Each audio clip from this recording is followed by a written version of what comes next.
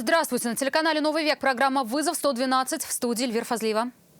И сегодня мы расскажем о трагедии в одном из домов на улице Фучика в Казани. Да, я видел то, что тут держит человек, то есть висит, но целеустремленно он пытается сорваться вниз. С балкона 8-го этажа упала 34-летняя женщина. Покажем задержание водителя и пассажира, арендованные иномарки, остановлены ночью на улице Чуйкова. Засунули их, говорю же. Засунули. Я испугалась, побежала. Мужчина пытался убежать, а девушка выкидывала пластиковые пакетики и высыпала на дорогу их содержимое. А также горящий тур. Ребята говорят, не должно было огня, но я видел огонь прям. У туристического автобуса вспыхнули тормоза. И водитель такси, который никогда не получал права, протаранил машину и скрылся с места ДТП. А опыт вообще вождения есть у вас? Нет. Это и не только. Прямо сейчас. 34-летняя женщина упала с 8-го этажа одного из домов на улице Фучика в Казани. Все произошло на глазах многочисленных очевидцев. Люди видели, как перед падением она какое-то время стояла на козырьке балкона с внешней стороны, а потом ее пытались затащить обратно, но безуспешно. То, что снимает последние секунды жизни девушки, мужчине даже не пришло в голову. Он прекратил запись, как только она сорвалась вниз. Очевидцем трагедии стал случайно. Приехал в банк и, пока разговаривал в машине по телефону, увидел человека с внешней стороны балкона на 8-м этаже. Нет, не ожидал, первый раз с ним такое. Рассказывает, сперва она просто стояла, потом ее кто-то пытался затащить внутрь. Было даже что-то вроде борьбы. Да, я видел то, что тут держит человек, то есть висит, но целеустремленно он пытается сорваться вниз. Мужчина рассказывает, что кто-то на балконе держал девушку за руки, ноги ее при этом уже потеряли опору и висели в воздухе. Потом она сорвалась.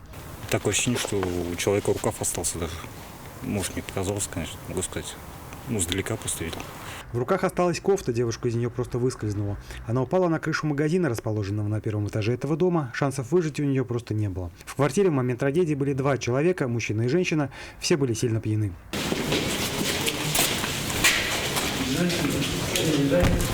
По предварительной версии, мужчина и 2 женщины выпивали в квартире на 8-м этаже, и в какой-то момент между ними вспыхнул конфликт, который и привел к трагедии. Все детали сейчас предстоит установить стражам порядка. Девушка, присаживайтесь. Девушка, присаживайтесь. Станислав Яковлев, Наэль Абдулин. Вызов 112. 79-летняя женщина погибла во время пожара в садовом обществе Атлашкино. Ночью там вспыхнул дощатый домик и баня. Общая площадь пожара составила 32 квадратных метра. При разборе сгоревших конструкций пожарные обнаружили тело пенсионерки. По предварительной версии, причиной возгорания стало нарушение правил эксплуатации электрооборудования. Туристический автобус, вернувшийся в Казань с экскурсии, едва не сгорел на улице Клары Цеткин. Во время движения по салону стал распространяться запах гари. Водитель тут же остановился, вышел и увидел, что колесо автобуса в дыму, через которое пробиваются языки пламени.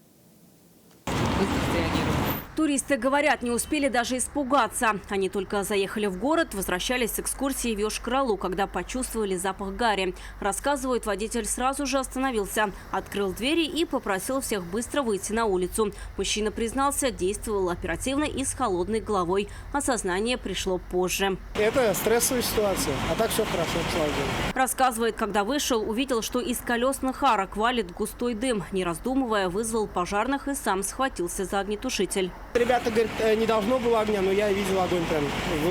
Это, видать, может, масло остаток догорел, потому что вся проводка, все целое, слава богу. Прибывшие на место пожарные пролили водой всю тормозную систему, полностью исключив вероятность возгорания. Водитель предположил, что произойти все могло из-за заклинивших тормозных колодок. С места происшествия автобус отправился прямиком в сервис на диагностику и устранение неисправностей. Вероника Гайнудинова, Наэль Абдулин. Вызов 112. Осталась у разбитого автомобиля девушка-водитель «Лады Гранта» на проспекте Победы. Ее на большой скорости протаранил автомобиль такси и скрылся с места аварии. Она успела только запомнить марку Kia Rio с эмблемами агрегатора и 2 цифры из номера. Впрочем, очень далеко водитель иномарки уехать не смог. Он остановился через 2,5 километра и сдался автоинспекторам. Он рассказал Радику Фархулину, что на самом деле не уезжал с места аварии, а просто не мог остановиться, так как правые колеса были практически вырваны.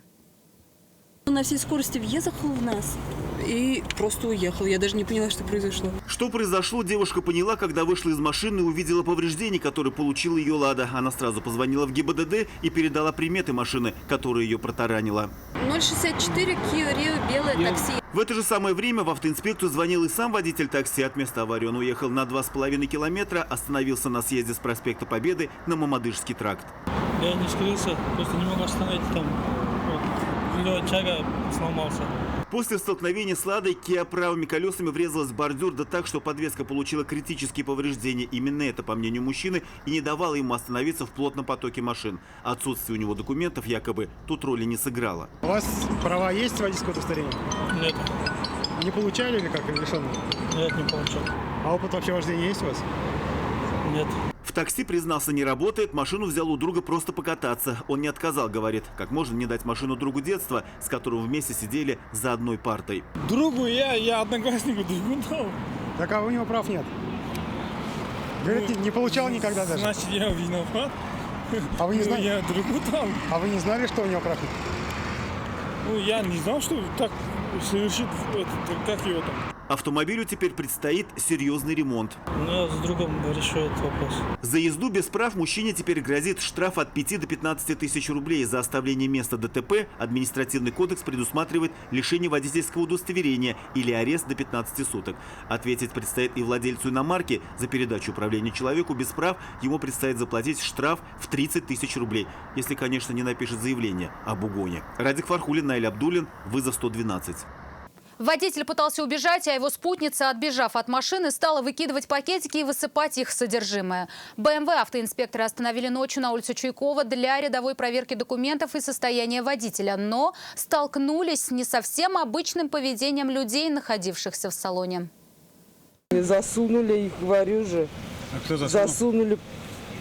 Я испугалась, побежала. А кто засунул-то? А? Кто засунул? Я даже не поняла, кто.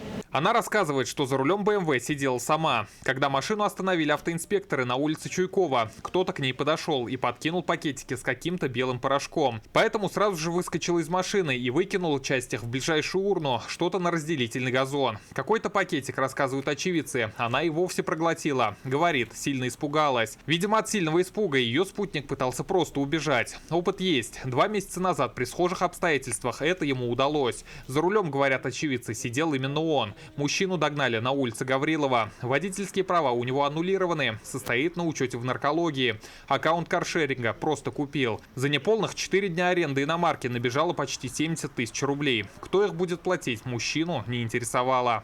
Алкотестер будете продавать? Не будете? Слышите, да? Так, при вашем присутствии также вопрос задаю.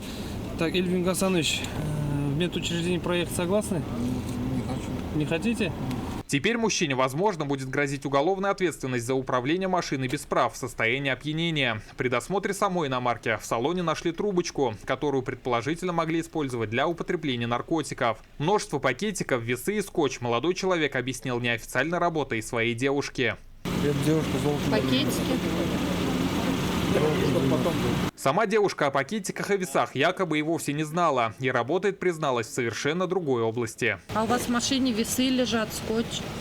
Нет, это не мое. Я потому что организатор праздников. Она сказала, что сильно устала, замерзла и страдает от аллергии. Да вообще аллергик я.